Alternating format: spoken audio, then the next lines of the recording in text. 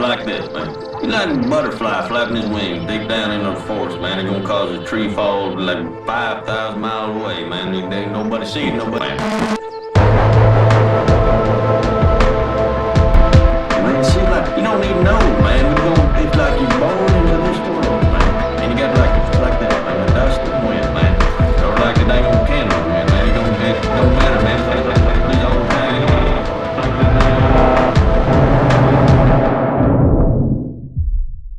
All right, Thomas, welcome back to the Jay Burden Show. How you doing, man?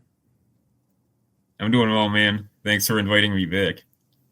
Yeah, I'm glad to have you back on. So this episode will be topical, and it will be based off a conversation you had with Pete Quinones about Mosley, right, the famous British leader. And in it, as just kind of an offhand, right, you mention your, I should say, like, affiliation for C.S. Lewis. And Lewis is kind of an interesting figure, both because of his work and because of what he's kind of come to represent. Right? He's sort of the pet intellectual for, a lot of American Protestants. And for that reason, I think that there's a lot of very surface level analysis of Lewis, right? You get the kind of the basics of him, and that does him a discredit. There's a lot going on in Lewis, much more than, many commentators would have you believe. And so, I thought it'd be useful, be interesting, right, to discuss both the man more generally and also, one of our shared favorites of his work, right? That Hideous Strength, which is sort of a masterwork of at least partially dystopian fiction, right? So do you want to talk about just generally your thoughts on Lewis, and we can go from there? Yeah, for sure. My first exposure to Lewis, like my folks lived in the United Kingdom for like 5 years in the 70s. They were there when the Troubles jumped off, interestingly. And, but so growing up in my house, I grew up in a very Anglophone house anyway, that owed more to my mom than my dad. My mom really kind of took to that stuff. And her father was an Ulsterman and stuff. But among other artifacts, there was all manner of books in the library we had in the family home that they'd gotten in the UK. One of which was C.S. Lewis's Mere Christianity, which had been a series of, I guess, radio lectures that, in the 1950s through the 60s, it wasn't quite as pronounced as here, but there was something of a religious revival throughout the kind of Anglophone world. I know this jumped off in a big way in Australia too. And obviously in the United States, on the West Coast especially, there's like all manner of evangelical churches as well as mainline ones that got very big, very fast. And the UK, specifically the English, they had a reputation back in those days of having a more philosophical orientation towards questions of theology. I've always found kind of high church Anglican stuff to be a bit strange. I'm sure you do too, because we're from the same tradition. But they did produce some pretty serious theologians and religious scholars and even guys and some ladies who were outside of that kind of sectarian cadre. They were still sort of impacted by that ethos. And Mere Christianity was very much in that vein. And when I was reading it as like a young teen, obviously the connection I made was that this was different from the Bible Protestant tradition. But it was also, I realized later, like very Aristotelian, okay? And for the kind of thing that I presume was broadcast, in over the airwaves in, at what would have been prime time or equivalent programming block, that's pretty remarkable. And the public intellectual enjoyed a kind of revival here in America under the Cold War, but it was very much guys like Alvin Toffler, like Herman Kahn, like I put McNamara in that category as one of the hats that he wore. Okay, like Jerry Pournelle, who obviously remained relevant in this role until the 80s. He was kind of the last one. But in the UK, C.S. Lewis was very much kind of a public intellectual theologian. And that's really interesting. And of course, I think most Americans of my generation and a bit older, I mean, I came to him in kind of a peculiar way. I don't think Mere Christianity was widely read, especially pre-internet, by like American kids or teenagers in like the late 80s, early 90s. But most people came to him through the Space Trilogy or through the Narnia stuff, which is very good. Like, I think I prefer the Narnia stuff to Lord of the Rings, okay? But I'm not a big Tolkien guy, but his book, That Hideous Strength, always, I mean, that I don't know if you want to get into that discrete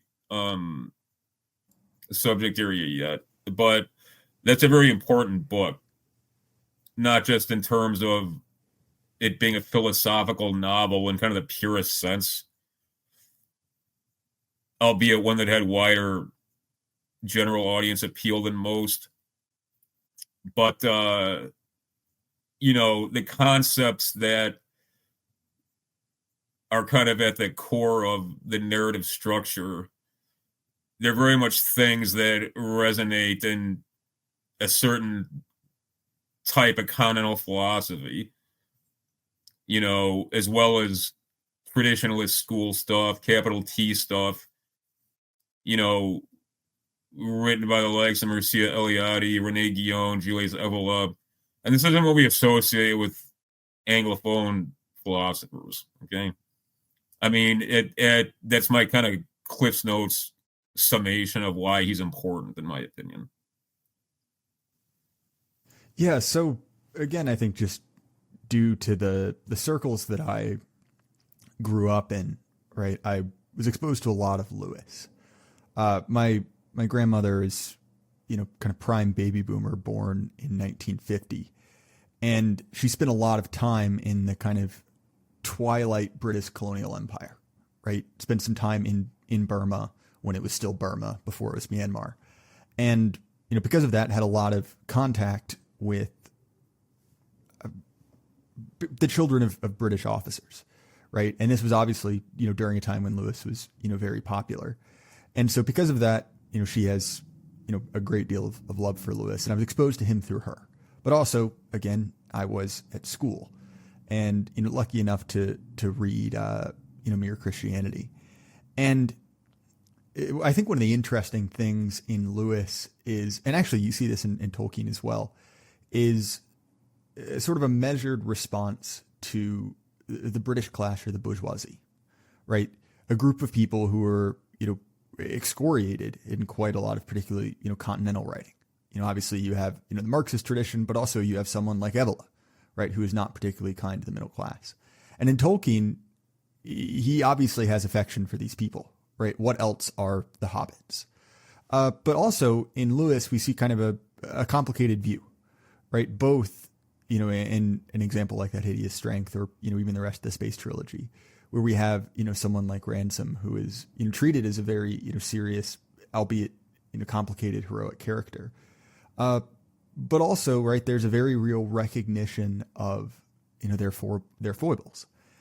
And to me, that's the thing that I took most from Mere Christianity, is the kind of digressions about, social nicety and respectability, right? And Lewis very, adeptly skewers that concept, particularly as it relates to faith, right? The idea that, really what Christianity is about being a generally pro-social person, being pleasant, being respectable. And Lewis has no time for that, right? And to be honest, neither do I. And I think that it's odd, that in many cases people will say they like Lewis very much, and miss kind of his central thesis there. Obviously, that is not the whole point of mere Christianity, but it's an interesting one. And actually, the more I speak, the more I realize how deeply I've been influenced by Lewis, because one of his less read works is The Pilgrim's Regress, right? Which is obviously a retelling of the Bunyan classic, except he's using this as sort of a semi-autobiographical, form, right? To kind of tell the story of his conversion. And, the segment that I always think about, right, is the section where he, much like Christian in the original, is thrown in jail by a giant. And in Lewis's retelling, right, the giant is, quote unquote, the modern age, right? It's supposed to be sort of an analog for Freud. And the power that this terrifying monster has to keep people in chains is, whenever he looks at you, you see your body without skin, right? You see what's under the surface, and people are horrified and disgusted. They hate each other. They don't want to be seen around each other. And, that, viewing Freud as that, right? A monster who shows you something real, but something that if that's at the forefront of your mind, it sort of destroys your ability to interact with other people. It was very poignant, right? It was very, well put. And so I think there's a lot more to Lewis than he's really given credit for. Right. So that was a pretty long rant from me, but I'm curious if you have anything you want to pick up on.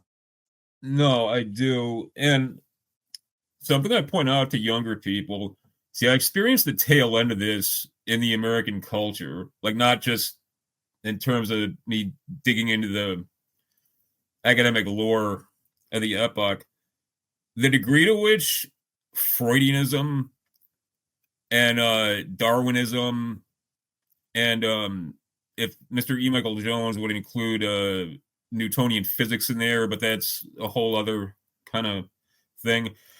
The degree to which this kind of literal nonsense was just accepted as true, like it had the weight of physical, like a falsifiable like theory of physical science or something, is insane.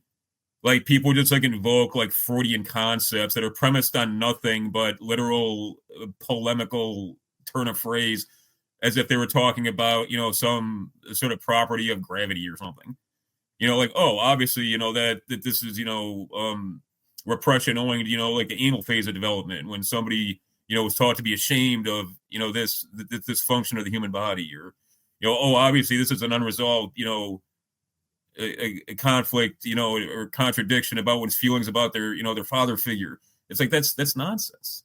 But this idea that, well, we need these kinds of experts to interpret the modern world for us, because otherwise we're flying blind, because nobody really believes in Christianity anymore, and even classical philosophy that's kind of foundational, namely Aristotle, albeit through the lens of Aquinas for most Occidental people. Well, that doesn't really have a relevance today, because now we know that man is just kind of like this glorified animal, and we don't have hang-ups about sexuality and negative impulses anymore. So but people still do have these they don't have hang-ups, but they've got impulses towards modesty and sort of pixelated, confused responses to these things. So we need these guys who coincidentally are almost always Jewish to interpret the modern world for us.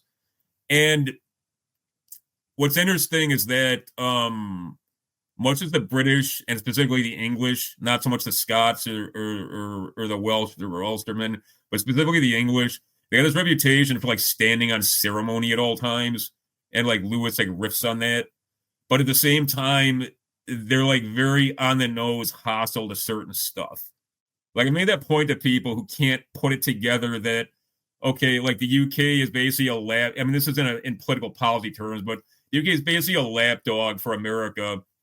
And they go along with these kinds of like Zionist imperatives, but like British society types, as well as like kind of, public school types, they'll openly like talk about like not liking Jews, like for all practical purposes, and that's something people just would not do in America. But that's kind of the way to understand like Lewis. There's like a plain spokenness, kind of interstitially bound up with what's otherwise like a tendency towards standing on ceremony that seems almost corny, if that makes any sense. But I I think that's one of the reasons why he resonated with people. And the UK, the British experience, and again, specifically the English experience, because the English are, if you want to look at it in these terms, kind of like the first among the nationalities of the UK.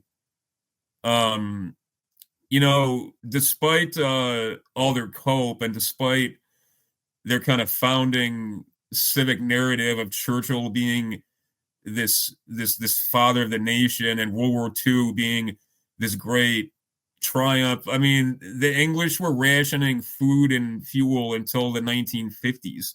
Like, nobody in England was like sitting around reaping spoils of this purported victory or something.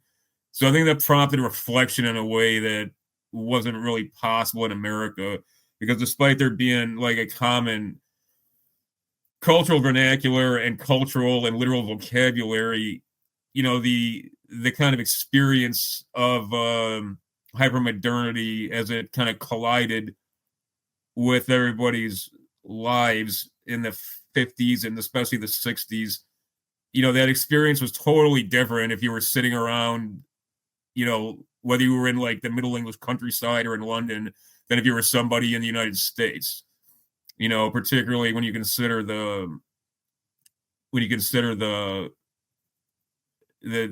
kind of jump in quality of life and hedonic terms of your average American, in just really like a period of 10 years. That's my take on it. Yeah, so I want to go into that hideous strength, right? So for reference, for people who aren't familiar with it, right? The Space Trilogy is, Lewis's take on sci-fi, right? Kind of, right? It's not really science fiction in the way that it's often conceived, right? There is technology. It is rarely, if ever, explained, and sort of, it would probably be easier to conceive of it as kind of like a modern day fantasy, right? So for instance, you have in the first two, our same main character, Ransom, voyaging to both Mars and Venus. The second novel, Perelandra, is quite interesting, actually. It may be worth a discussion in its own right, which has, our character going to a planet that has not fallen, right? It is a sinless planet. And so he is sort of injected into the drama in the middle of, the temptation in the garden, right? He accompanies Eve on this planet. There's another man sent from Earth who sort of becomes a, kind of like a stand-in for Satan. And, the interesting thing to that, again, which is funny, Lewis has kind of been turned into this kind of like bizarre teddy bear-esque figure, is that the dramatic conclusion of the novel is Ransom realizes he cannot convince this other man not to corrupt the world. So he just picks up a rock and bashes his head in, right? Obviously the conclusion being you cannot reason with evil, right? It must be destroyed. And so, the third one sort of stands on its own, both conceptually and in a continuity sense, right? There are characters who carry over, but to be honest, you could read the third one and not miss a whole lot. And it is also one of the only ones that takes place almost entirely on Earth. It takes place in sort of a nondescript post-war year, right? It just says after the war. And sorry, Thomas, do you have something to interject? No, just like, which is key, because it's literally like the immediate aftermath of the fall of the Reich. Like, you're right, it doesn't specify when, but I read it as being quite literally like as the Nuremberg hearings are underway and like the new order is being built, and that's why the insidious quasi government institution, but it's an authority unto itself, the acronym of NICE, it's quite obviously something that's emergent to like structure the new order. But yeah, go ahead. Exactly. And I'm glad you brought that up, right? Because there's this sort of, shadowy quasi-government organization that, will be very familiar to us in the kind of, post-war era. So it centers on, right, a man, Mark Studdock. I will not remember his name throughout the rest of this conversation, but just know I do know it, at least in some context. Basically, the kind of opening act is that he is, a fellow at a college, and the college is debating whether or not to sell this wood to NICE, right? The rumor, I guess the myth, right, is that this wood contains the final resting place of Merlin, right, from the Arthurian myth. After the sale is decided on, another man, let me just pull up his name, Feverstone, right, basically says, hey, look, thanks for helping us out here. If you want, we've got a job for you at Nice. Just a brief aside, this isn't super relevant. Later in the book, you realize that Feverstone is actually a recurring character from the very first book. It's funny, until I was gathering my notes, I didn't remember that, and it is not particularly relevant to the plot, more of kind of a detail for those who know. So anything you want to say before we get further into it, Thomas? No, it's just, no, go ahead. All right. So basically, and actually a good portion of this revolves around the relationship between Mark and his wife.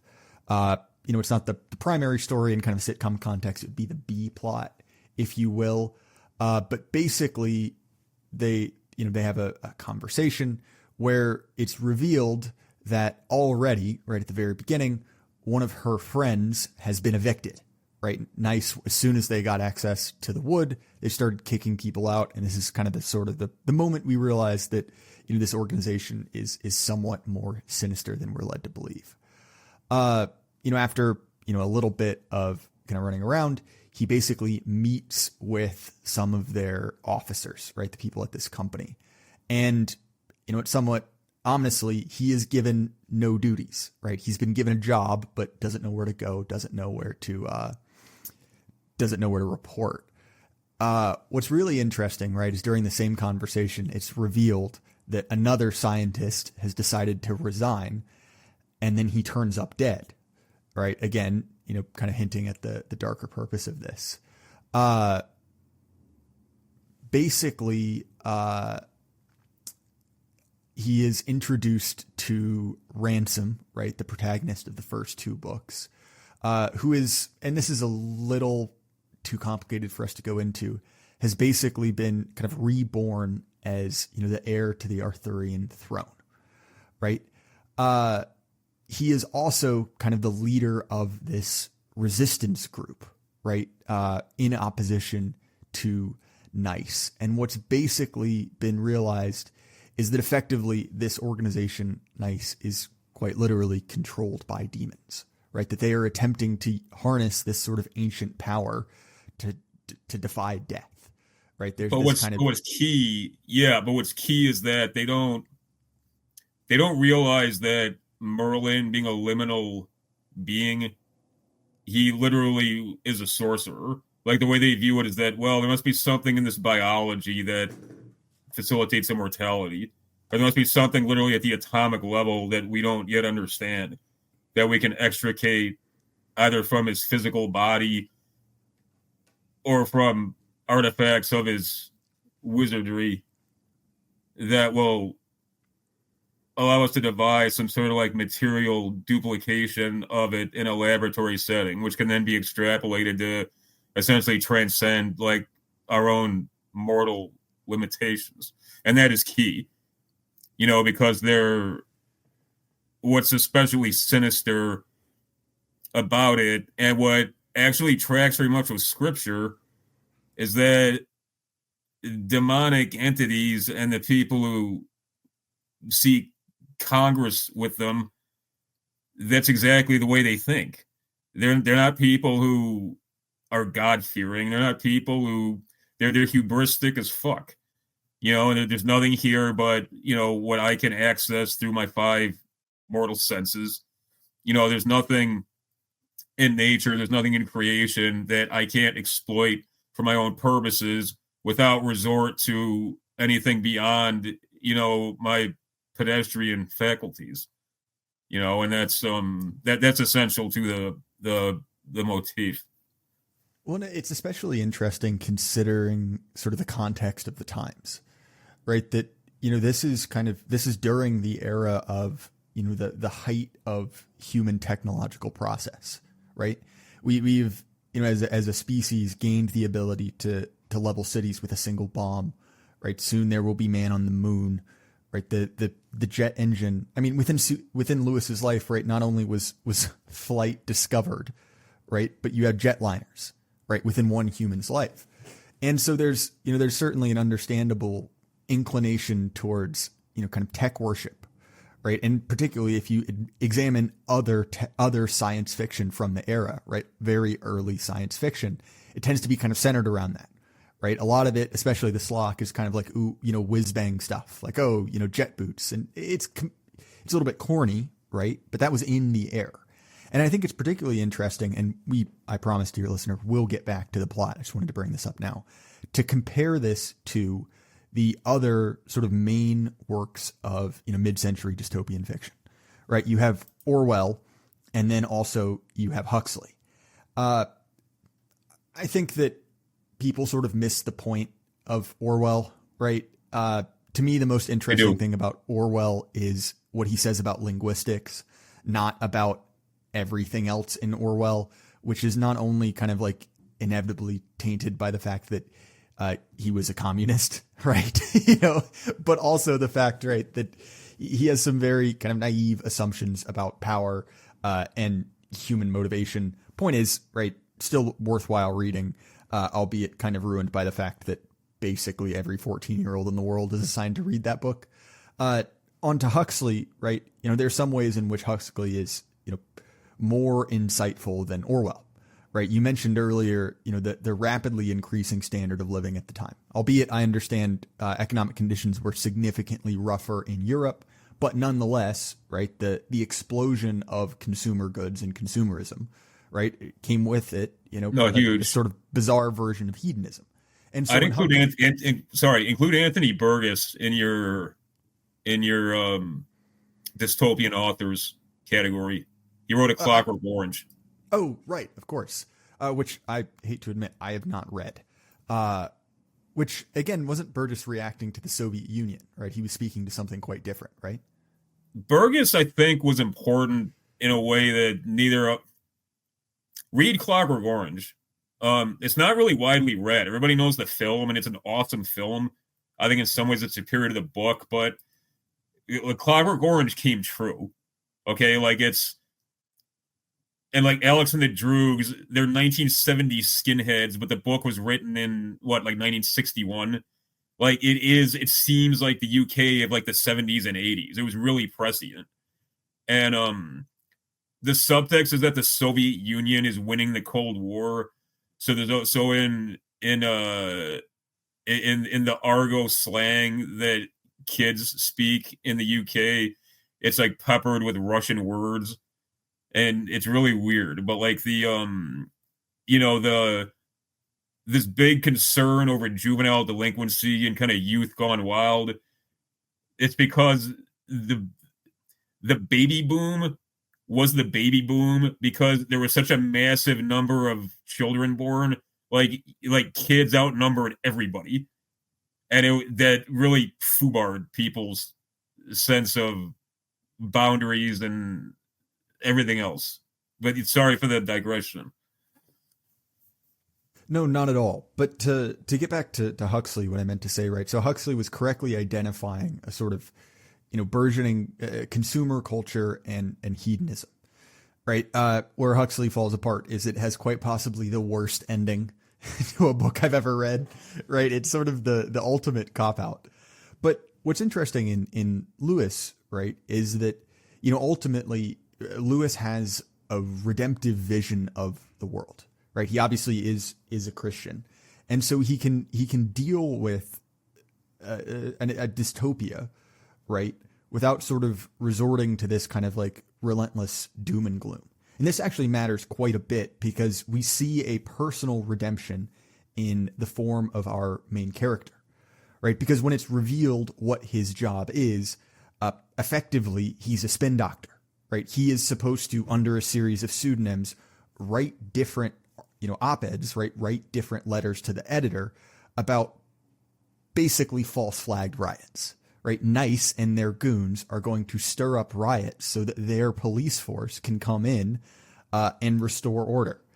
Now, that's kind of an interesting motif, right? The idea of using, basically a false flag riot to, justify a change in regime. I mean, is that not what the US government has been doing for the last 40 years, right? The so-called color revolutions all across the world. It's a well-used playbook. Yeah, it's no, it's pretty serious criticism, man, of that was not just prescient, but sort of immediately relevant. And I believe, you know, I mean, the UK was far less censorious in those days, particularly as regard to stuff that could be viewed as like somewhat highbrow, or at least appealing to like a more literate class of people. And the caste structure is a very real thing in the UK and remains to this day. But Lewis would have gotten a lot more pushback had he not been kind of this beloved personage, to your point, in addition to being a public intellectual.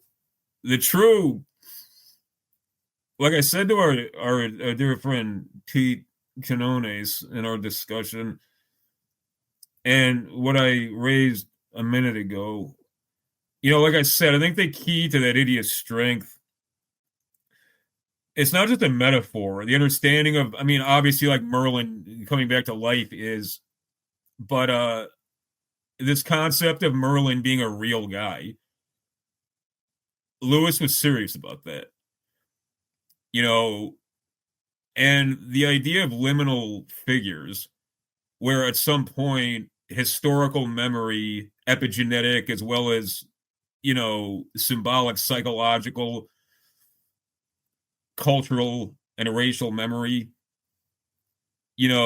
actual personages and fathers of the nation, the tribe, the ethnos, like collapsing into mythological archetypes or deities, and then kind of consciously becoming immortal in the minds of the racial community that they were in part the progenitors of. That's a very real thing. Okay. And in the UK, there's this constant collision of the truly ancient with the modern, with, at even in the best of times, kind of uncomfortable coexistence, and at worst, really catastrophically violent stuff. That's what happened in Northern Ireland. The movie The Wicker Man, not the ridiculous like meme fodder movie with Nicolas Cage where like bees are on his face. I mean, like the original Wicker Man with Edward Woodward. Like that's what it's all about. This tension between paganism, like literal paganism, and kind of like the modern Christian and concomitant like secular humanist worldviews. Like this is a very real thing. Okay.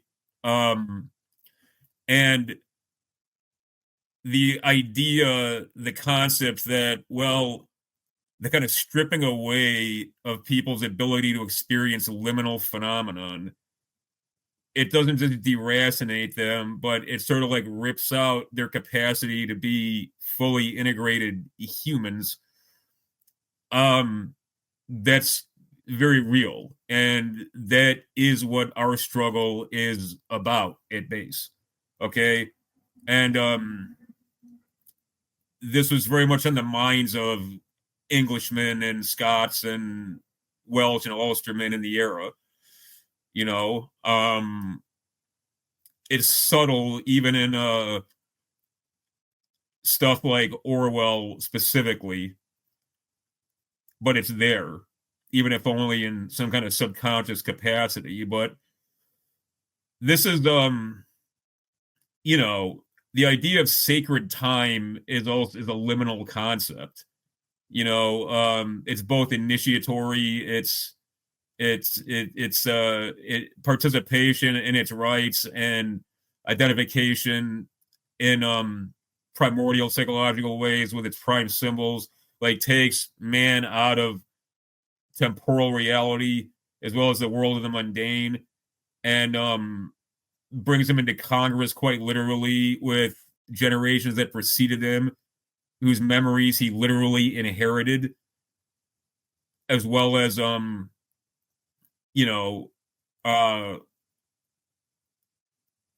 as well as facilitating his ability to share a conceptual and moral vocabulary with his co-ethnics.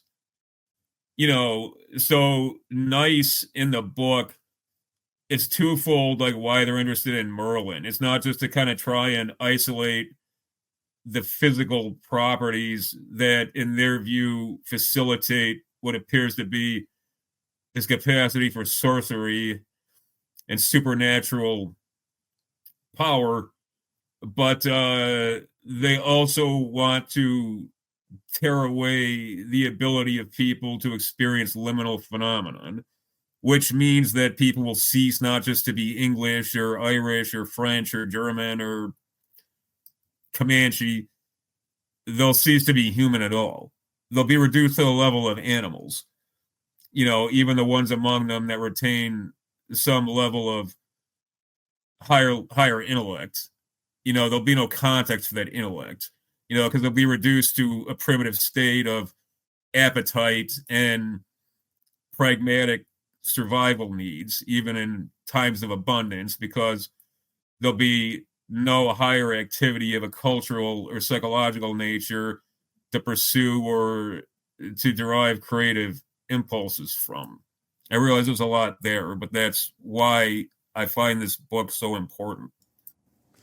Yeah, and going back through it, right, to me it's interesting because it contains in it, kind of the seeds of ideas that other books are lauded for. Right. We'll get to it later, but there's a kind of a torture indoctrination scene, right, that is better than that in Orwell. That who knows, right? It has certain, from my limited exposure, right, it kind of has echoes of A Clockwork Orange in it.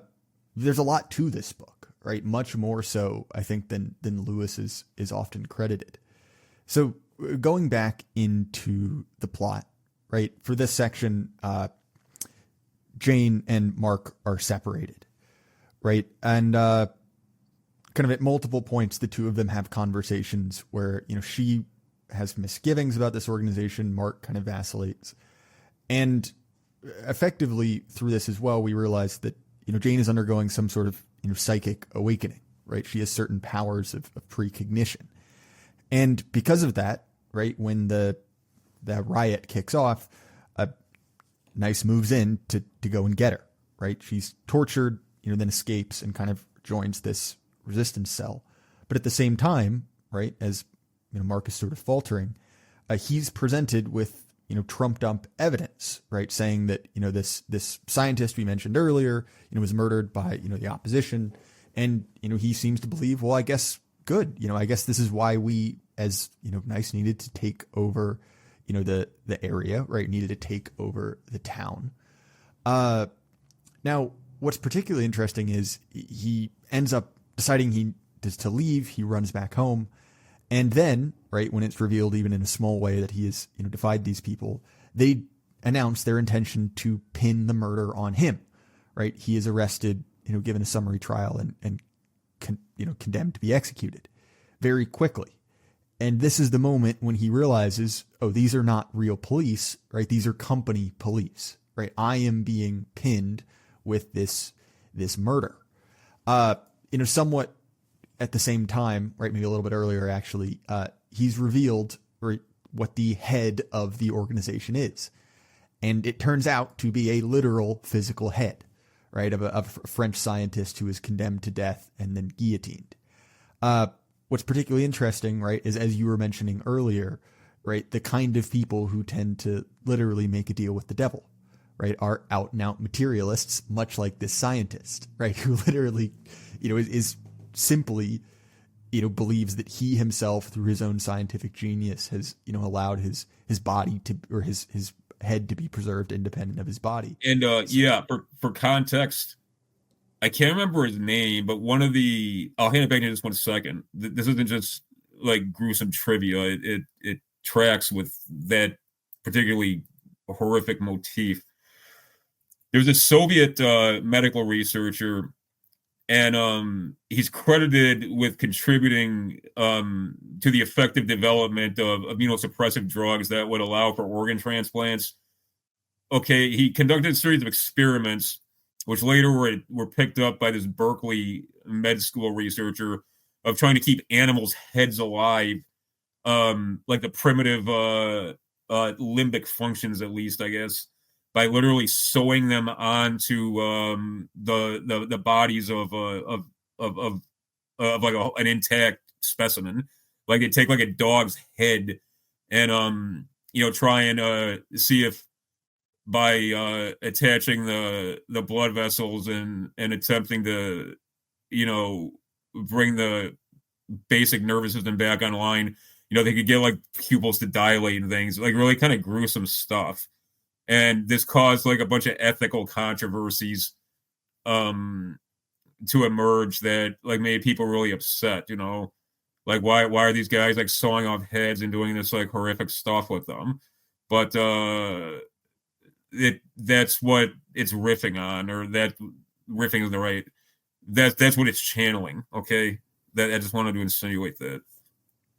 Right. And so during this interrogation scene, right, it's like I said, I was going back through the book kind of quickly, right, but there's this degree of like the stated purpose, right, is to desensitize him, right, to convince him that your emotions, your revulsions are simply chemical responses, right? You need to sort of deaden yourself to that. And I don't want to get on too much of a tangent. I realize this is, this is outside of the, the scope of this, right? But if you've ever read, some of Daryl Cooper's work on, the people connected to Epstein, right? The Finders Cult, that's an idea you see often, right? The need to desensitize yourself to sort of, expose yourself to horrific images so you can, sort of overcome them. It's interesting, Lewis brings it up, right? But it seems to be kind of a recurring thing in vaguely occult connected organizations. I'll leave it at that. Oh, tremendously. And the Maury Terry, who I believe has been exonerated, frankly, he died, he came to kind of a sad end when he was fairly young. I think he was only about 50. And he struggled with alcoholism, and he'd been slandered and kind of lampooned as some kind of buffoon and drunken idiot. But I believe the Son of Sam cult, that's exactly what they were doing, because there's evidence that Berkowitz and the other shooters, they were filming what they were doing, and not just for sick thrills later, but the idea was to expose people, initiates who weren't ready to pull triggers yet, like to these scenes of homicide over and over again. It's like, see, human life's meaningless, like the extinguishment of a human life. Nothing dramatic happens. There's the heavens don't open. It's just like harvesting meat, Yeah, I believe that's a real thing. I didn't mean to expand on the tangent, but unfortunately, it's very real. Yeah, not at all, right? And forgive me, I didn't plan to bring this up, so I'm a little bit rusty on it, right? But if you look at the extreme rings of, and I'll have to be careful for the sake of YouTube, right? But of childhood exploitation material, right? Particularly as you've seen in Belgium or other places, let's just keep going back to Epstein, right? There's certainly a base layer to that, right? That it is a good way to obtain dirt on powerful people, right? That obviously the case, but there's another layer of it, right? If you're at all familiar with, certain Middle Eastern mystic traditions, right? About the idea of effectively, speeding up the end of the world, right, by sort of increasing the net amount of evil. And I realize, look, that sounds weird, that sounds crazy, and objectively speaking, it is, right? But when we're talking about these kind of like occult groups, right, these are things they believe. And again, right, I don't mean to say that Lewis had any kind of special knowledge, but it's odd to see it, crop up here as well. Well, these things have an ancient provenance, like literally. I mean, I don't want to. Okay, if you look at the testimony of a guy like Paul Bonacci, well, I realize the common refrain is, well, he's a crazy liar. Okay, maybe he is. I don't think that's the whole story. But the kinds of things he's describing were done to him. That's basically what literal pagans did to people 2,000 years ago to facilitate the same thing. Okay? He's not lying about this being a thing. I mean, I'll accept maybe he's lying about being subjected to these things in some ritualized capacity. But the catalyst is the same. The methods are basically identical, adjusting for obviously psychological vagaries of modernity versus, ancient vintage. But there's horrifying things in the world, and the devil is very real, and people who don't accept that are very, very sheltered. That's why I laugh when people act like I'm stupid or something because I'm basically like a Bible-believing fraud. It's like, well, I see evidence of the devil every day. If you don't, I speculate you don't interact with the world very much. But, Well, and that's an interesting point, right? Which is, effectively what is your conception of evil? This is actually something that Lewis writes about quite a bit in Mere Christianity. One of the things he does is he goes through the kind of different main orientations of religions, right? He goes through, Taoism, he goes through, dualism, monotheism, speaking in the broadest possible terms. And what always stuck out to me about his discussion of dualism is, what he says is dualism's misunderstanding about evil, right? He says that, the problem with dualism, hence the name, right, is it views good and evil as equal and opposite forces, right? The Manichaean heresy. Exactly. And his point is like, well, that is manifestly not the case, right? Evil is a perversion of good. It is a deviation from order, right? It is a corruption of, the kind of like Platonic form of something. And to me, I think that's really fascinating, right? Because oftentimes the human mind seems to have, two failings on this front, right? You mentioned earlier the Manichaean heresy, right? The idea that evil is, the God and the devil are equally matched. And on the other hand, right, you have this kind of, should we glib attitude, right? Where, very much connected to what you mentioned earlier, right? That, well, evil is a matter of perspective, but also it's simply a result of, either childhood trauma or unmet, base needs or something like that. And, I think Lewis's view where it's like, well, evil is an exogenous thing, right? It exists. It is a force. Now, admittedly, it is an inferior force to that of good, but it's a real thing that can compel people to horrible action.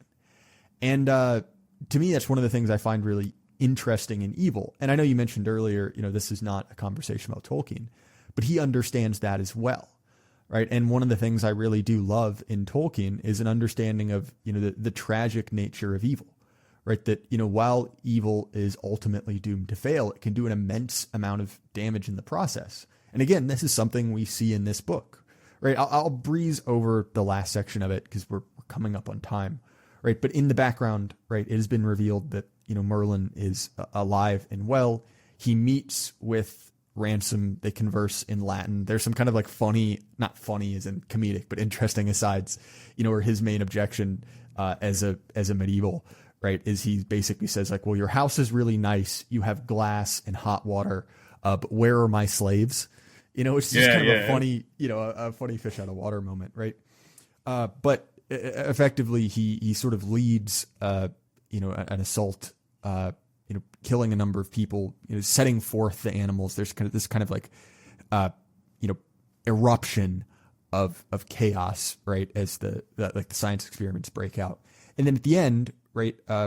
Jane and Mark are reconciled, right? There's throughout all of Lewis's work, he kind of constantly goes back to the idea of Venus and Mars. These are the planets featured in his first two, right? There's a certain degree of the relationship between the senses, right? But one of the things Merlin the masculine and feminine polarity is essential to his exactly his metaphysics. One of the things that Merlin and Lewis speaking through him is very clear about is that this is this was a sort of demonic incursion, right? This was supernatural forces sort of breaking out onto the physical plane. And so I'm curious, Thomas, do you want to speak at all to kind of the conclusion of the book? Yeah, I mean, that it's ultimately, like I said, what's fascinating about Lewis, like any Englishman who is a serious theologian, who hasn't made some kind of, deliberate break with his culture of origin. There's an understanding that for England to survive, for the English as a people to survive, there's got to be some kind of reconciliation with, liminal things. And some of those things are literally pagan and, not easily reconcilable with the modern age on its own terms, but also not easy for a believing Christian to make peace with, but ultimately, I mean, these are aspects of creation as much as anything else is, and these are components of man coming to be capable of receiving Logos, and Christ is Logos incarnate. I look at figures like Merlin and how people should approach them, like the way people should approach Aristotle or the pre-Socratics. I mean, yes, that's an incomplete understanding of Logos, but that doesn't make it wrong. It'd be an error for a Christian to reject Christ and reject a complete understanding of Logos to try and live as an ancient or something. But that's not what we're talking about here. So yes, that tension is always going to be present, not just on aesthetical grounds, but on spiritual and ethical ones as well. But it's far from an irreconcilable tension, and the reunion of the estranged couple is not a metaphor, but a counterpart to that process. Okay.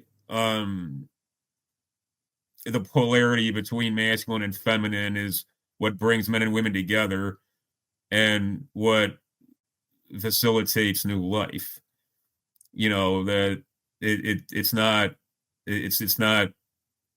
some cohabitation of abject hostility, any more than the wisdom of the ancients occupying the cultural mind and soul of, a Christian Englishman is at odds with, his acceptance of Christ. I mean, that's the way I always read it, and putting Lewis in context, it's pretty clear that he comes back to this motif of polarity again and again. It's not just because he likes women a lot, like we should, as men and as Christians, but also he's trying to explicate something about these liminal tendencies, and specifically because, and I'm not slamming females at all, quite the contrary, like the feminine is associated with the uncorrupted natural environment in ways both pure and savage. I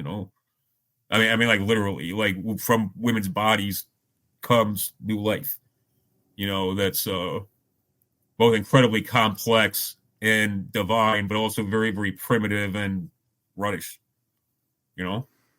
Yeah, there's one more thing I want to bring up because I Yeah. missed this, right? But it's the moment, that I mentioned, right, where, Mark is stuck in this interrogation room, right, kind of forced to defile himself.